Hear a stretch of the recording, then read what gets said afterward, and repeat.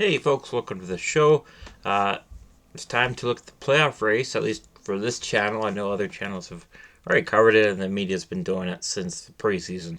But this is just going to be a quick look at the playoff race, and uh, a little challenge for me is to find something positive for each team.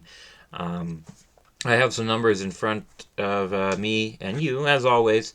I'm not really going to talk about the numbers too much, but I will go over them really quick so that as you look at them, you can see what's going on.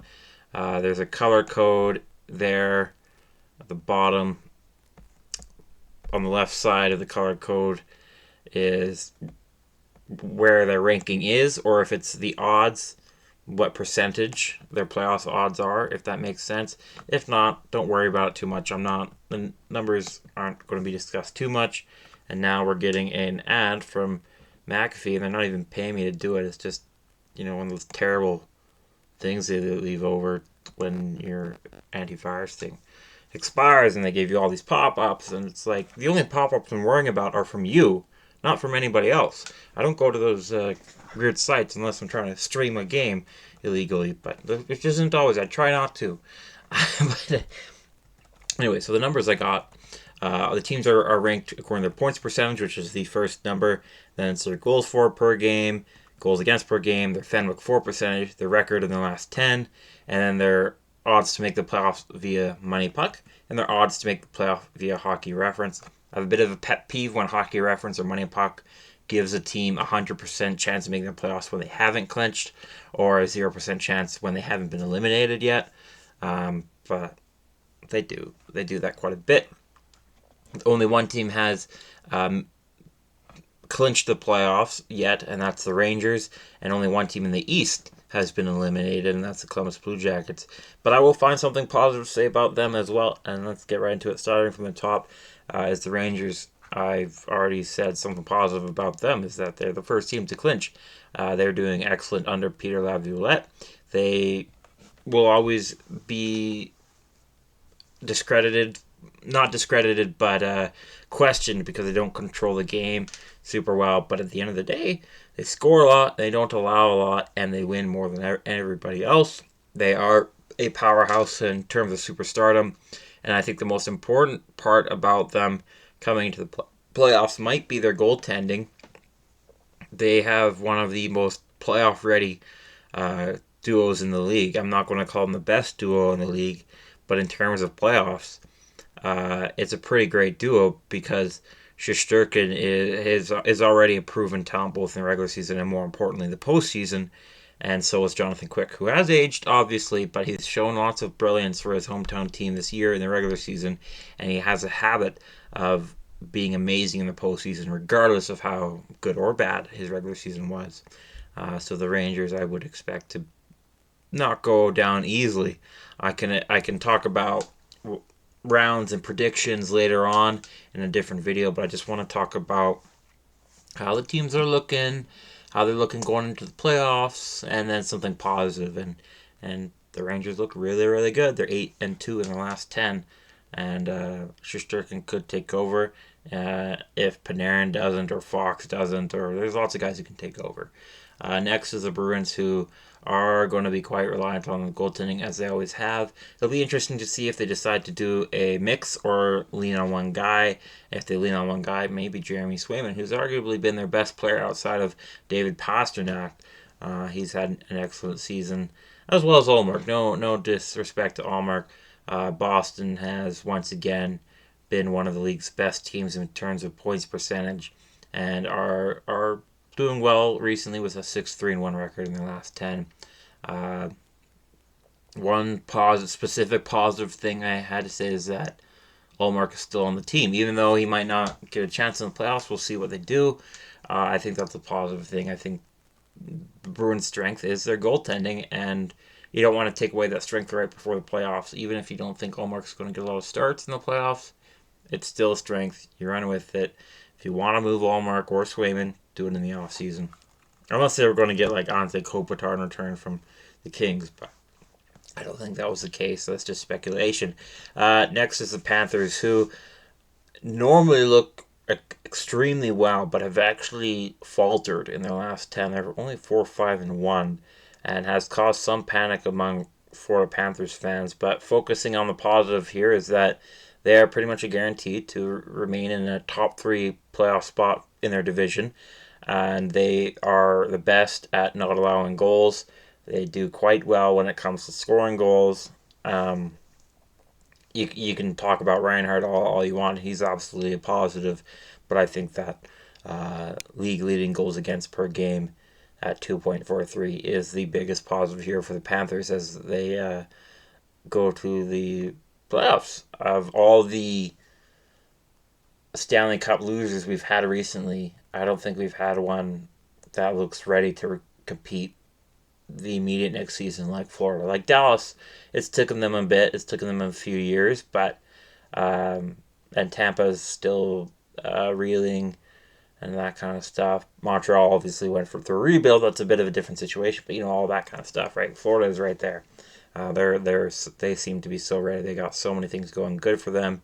It's just for Florida Panthers' sake. Let's hope that they don't like stumble into the playoffs. Like they still maintain good spirits as the playoffs get going, and that this 4-5-1 record isn't something to worry about. Next is Carolina, whose biggest positive, because there's a lot of positives going on there. Not a lot of them new. We know they're great at controlling the puck, which they are. Once again this year, they are the most efficient team once again under Rob Labod as coach and the excellent defensive core they have. And we could talk about Jake Gensel as being arguably the best deadline acquisition. But the positive I want to talk about is a guy I've talked about before and I love talking about because I love him. It's Pyotr Kochetkov. I believe I've said that right. He's been excellent. He has calmed a lot of Carolina's goaltending woes, and it allowed their GM Waddle to go get Jake Gensel and not have to pay for Jacob Markstrom or Jake Allen or those guys. He was able to not worry about goaltending and get Jake Gensel, who has been, as I mentioned, an excellent acquisition for the Hurricanes and has fit in right well and is bringing superstar scoring that Hurricanes aren't too used to. Not that Aho isn't capable, I just think he spends so much time in the defensive zone he doesn't have as much energy for offense as other guys do. Next is Toronto. Um, it's always a different discussion when you move away from regular season to the postseason for the Maple Leafs. And they seem to be less hopeful this year in my eyes than they were in the last one. Some fans may be happy that they have more sandpaper this time around with Tyler Bertuzzi, Max Domi, and what's his name, Goodbranson, and Ryan Reeves. Sure, yeah, it's important to have those kind of physical guys to wear down the other team because it's a long series, or hopefully it's a long series unless you're on the winning side. Um, so, well, hopefully you're on the winning side anyways, I mean, but, we can poke at all the concerns, but I said let's focus on the positive. And the positive is Matthews is scoring better than he ever has.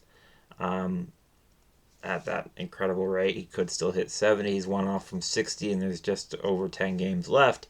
Maybe he might not hit 70. It seems to be a bit more questionable now, but despite him not scoring at 3 goals a game, they're still winning quite a bit. They're still 5-4-1 in the last 10, which isn't bad by any means. You might want it better, but we're focusing on the positives here. And I know a lot of people say, well, there's not a lot of positives to talk about when it comes to Toronto. Yeah, but I like being a positive guy. I like being an optimist, even if it's for teams that I don't really cheer for. But I can cheer for Matthews, and I like Marner quite a bit. And Samsonov, that's who I should probably point out as a positive, because Matthews is usually a positive. But Samsonov is seeming to get his game back in time for the playoffs. Tampa Bay, they've been a very interesting team this year as they've seemed to have lost a lot of their identity from their championship runs, but the core pieces are still there, and that's probably their biggest positive. Besides the fact that they have been hot in their last 10, with being 7-1-2 in their last 10. But Kucherov has been their positive story by far. He's been the best player for the Lightning and one of the best players in the league. And he's always had that talent, but you can never ask a guy to do that every single year unless they're Connor McDavid. But Kucherov is right back into the Hart conversation. He's won it before, might do it again. But in terms of being positive for the playoffs, is that Tampa's been here before. This is maybe one of the longer odds they've seen in a while, but they've been here before, and a lot of the core pieces that they had when they won those cups years ago are still there. They're missing Patrick Maroon. That might hurt them, but they still have Kucherov. They still have Braden Point. They still have Stamkos. They still have Hedman and Vasilevsky and Sergachev if he comes back from injury. I really like Sergachev, so I hope he does. But he's still a lot of very important pieces there. And even though Vasilevsky has struggled this year in the regular season, we know what he can do in the playoffs. Next is the Washington Capitals. This is now we're entering a territory of where I'm going to get into speculation as to are they going to make the playoffs or are they not. We can point out they're 7-3 in the last 10, but I want to talk about a game a couple weeks ago where Tom Wilson, his father died that morning, and he doesn't tell anybody on the team. He just gives a speech about, hey, we're still in the playoff race. And this was when all the odds had Washington below 50. And you can look now, they're now closer to 70%. And he says, hey, we can still do this. He goes out and scores, and Washington has been hot since. And I wish I made a video predicting that they were going to make the playoffs, but I wasn't sold yet. I still don't know if I really am, but I'm willing to predict them as getting in. And that's not just because the numbers are not blue now, but I felt like, it's a lot of it comes down to leadership in these last few games, and with Detroit reeling, with Philadelphia reeling, and Pittsburgh obviously reeling, they can do it. And I like Lindgren quite a bit, especially in terms of fantasy, as I've had him on one of my fantasy teams. I really respect Tom Wilson, though they're obviously, being the player he is, there are some places it's like, okay, Wilson, you're going to spend some time in the box or in the press box for a while for that. But he's a good leader. And that might get Mark Messier's attention for the leadership award, which isn't usually handed out to guys who aren't captains, but maybe it is this time. Next is the Philadelphia Flyers. The positive is that they're still in the race. It would be a positive if their odds were still at 30, but they're at 85.6% according to Money Puck and 75% according to Hockey Reference. They control the puck very well, and I think it's all to do with Tortorella. Was benching Couture a mistake? I think it's going to prove a mistake. But we know that's his style, and only time will tell and all that. They're 4-4-2 in their last 10, which isn't the worst, but it's below the 50% mark. So there are some concerns there, but the fact that they're even in this race is a positive for a team that a lot of Philly fans were prepared to see be a top or bottom 10 team. And they're a top 50% team and could still make the playoffs. Perhaps more important to Philly fans, the Flyers can make the playoffs without Pittsburgh. Next is Detroit Red Wings, who might fall out, and that's going to be a disappointment for a lot of Red Wings fans because there was a lot of cheer for this team, and it mainly came from Alex Lyon and the forward core. But there was knowledge that this team isn't very good at controlling the puck, as you can see by their poor Fenwick 4 percentage. Husso had some injury issues, and Ryan Murray, at his old age, you don't really know what you're getting from him. But Alex Lyon proved to be the answer until recently. His play has fallen off. He's never been a full season starter. So you kind of knew you were playing on borrowed time unless Lyon developed all of a sudden into a starter, and he still might. Goalie career trajectories are very weird, as I've discussed quite thoroughly, and maybe not thoroughly enough, but all this doom and gloom I've spoken about Detroit, and I keep saying there's a positive, and there is, and the fact that they look like they're done. They look like the Yzer plan is about to rear its head, and I think expectations for playoffs are in next year. I know a lot of people said the Red Wings' expectation for playoffs should have been this year, I'm not so sure because it's not like they were really in the race last year. I think they can be now this year, and Eiserman showed that at the deadline, and I think it's time for the Red Wings to return to the playoffs that they have become so familiar with under the previous GMs. Excuse me, or GM. I think it was Ken Holland who did the whole Red Wings thing. Yeah, it was all him. I'm pretty sure. Anyways, that is the positive. Is that they're back.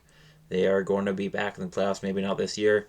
I it's hard for me to say. I wanted to make it, and I'm not making like a big hot take by saying they're going to miss the playoffs because their odds are now below 50% according to both the sites I cited.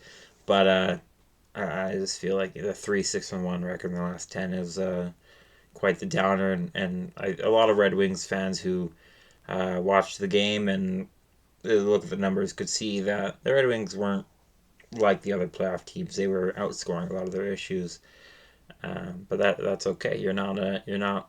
Nobody expected you to be in cup contention. A few people had you in playoff contention, including myself, and you were. The Red Wings were, and it's important that they would build on for next year. Next is the Islanders. A lot of mixed opinions on Islanders' expectations. From Lou Lamoriello, you might suspect he thinks it's a Stanley Cup team. Who knows what he's thinking? I think he's still stuck in the 90s, which I don't entirely blame him because his 90s career was incredible because he was the Devils GM. So I fully respect him as a GM. I just don't know if I fully respect him as a GM in 2024. But hey, that's better than what I've done. So good for him. But yeah, there's too many issues with the Islanders. Uh, Lots of negatives. There's a lot of red here on the numbers that I put up here. The team isn't scoring as other teams are, which they're a Lou Lamoriello team. Their defense isn't as strong as they usually are, and goaltending has kind of come down. I didn't plan any positives. I didn't write down what I wanted to write, or sorry, I didn't write down a positive for each team. I'm just kind of doing it off by heart. This is a little harder for the Islanders than I thought it would be because you're not really sure what's next. You don't really expect a lot of big moves from Lou or any of that.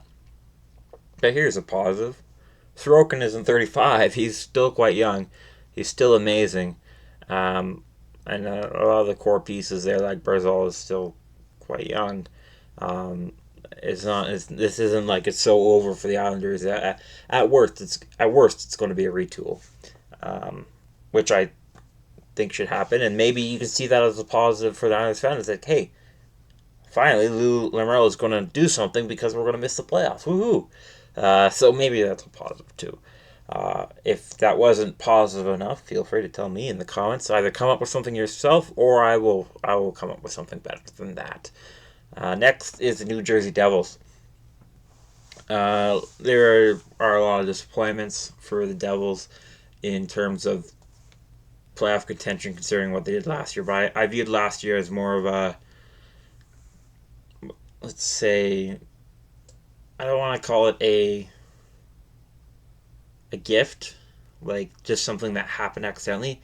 I'm going to call it like a blip on the radar to say that the Devils are coming. They're not quite there yet. I think they exceeded a lot of their abilities last year, but it wasn't just a one-off thing. I think it's a thing. It's a sign of what's coming, but isn't quite here yet, which has been the case this year. I'm not saying I predicted that or anything. I didn't expect Devils to fall off like this. I expected them to kind of come down from where they were last year, but not like this. Part of that had to do with Jack Hughes' injury. But Jack Hughes and his brother is the positive here, is that for the first time in Devils franchise history, you have a real, superstar at the forward position. Parise was excellent. He was elite, but I wouldn't quite call him franchise superstar. But historically for the Devils, it's been about defense and goaltending, and which maybe you prefer as a Devils fan and need some help there. That's true, but in the meantime, you got Jack Hughes, and a lot of the young defensemen who got a lot of time this year are showing good signs of being much better later. They're still young, so they're still making mistakes, but like Nemec and Luke Hughes, they still have their issues, but again, they're young. Uh, that's the positive. Is this isn't a team that's on its last legs or needs a retool or is like has like 2 years left on the clock. No, they're just getting started. They got lots of time to figure things out. Next is Buffalo, who's had lots of time to figure things out, and it's kind of hard to say a positive because the positive is last year was, well, it sucks they didn't make the playoffs, but hey, that late playoff push was great. And you could say the same thing this year, except it happened again. They had a bad start, and they are having a good run now. They're 5-4-1 in the last 10, but where was that earlier? You know, but there is a huge positive, and it is coming from the crease. At the beginning of the year, a lot of people thought Devin Levi, and I felt Levi would take over Lukonen. I wasn't sure if that was this year, but it's going to be harder for Levi to do that. That's not a knock on Levi because he's still quite young, but it's a huge praise for Lukonen and what he has done. And again, he's young. So the Sabres are going to have a really good duo at least by next year. And if it becomes a scenario where they're both starters, well, you saw the goalie market. You saw how much goalies are demanding. Sabres, if they have to choose between Lukonen and Levi, they can get a really big price on their hand. The other positive is Bo Byram as well. Even though it might be sad for a lot of Sabres fans to see Middlestat go, Byram has been great, obviously. So there's still lots of positives for the Sabres out of Milf that makes up for the fact that they're missing the playoffs again. But we are being optimists here. Next is Pittsburgh Penguins. I am quite surprised by their drop off this year. Some Pittsburgh fans might not be in that scenario. So you're kind of looking at, okay, well, what kind of positives are there? Where it's not like we're going to move on from the old core, so we're not going to have a rebuild yet, and it feels like we're too old to do anything. The Pittsburgh Penguins are the oldest team in the league. But I'm going to use, like I said, I didn't pre-plan this. This is just going off some things here. Oh, I know what I want to use. Tristan Jarry. He's back. He's looks like a starter again, as well as Nedeljkovic having a solid time as backup. I'm sure he wants to do a bit more, considering how well he did in Carolina. He wants to be more than a backup, but for now, I think he's just glad to be a regular in the NHL, and Pittsburgh's goaltending has been excellent this year.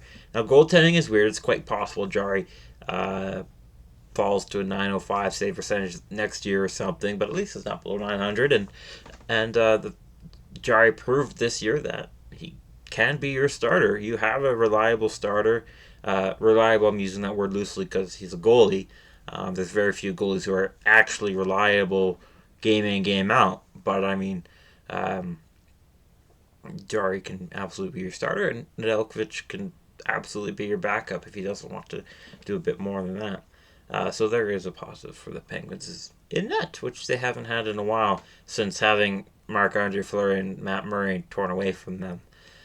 Next is the Montreal Canadiens, who obviously were frustrating to watch for a lot of Habs fans, but the main positive here, it's really the only thing really to talk about, but it's such a fun thing to talk about, is that top line. Centered by Nick Suzuki, on his wings is Juraj Slavkovsky,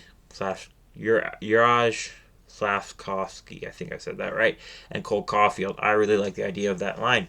I don't know if any three of those guys are franchise per se, but and maybe not even elite, but they are all three of them extremely exceptional, and I love the makeup of the line because you have three very different players who work very well together. So Juraj Slavkovsky is a kind of do everything guy who can score, he can back check, and he's a big brute. So you have physicality from him. In the center is Nick Suzuki, who is a very capable two-way forward who has been on an excellent point run in the last month or so, and is going to be only getting better in terms of offense and defense. So you have a two-way guy right in the middle, and on the far right is the bigger name of three depends on who you're asking, is Cole Caulfield, who doesn't do much, but the one thing he does really well just so happens to be sniping, and he snipes very well. He had a good hit recently. I forget who it was on. It was on a bigger guy. I don't know, but whatever.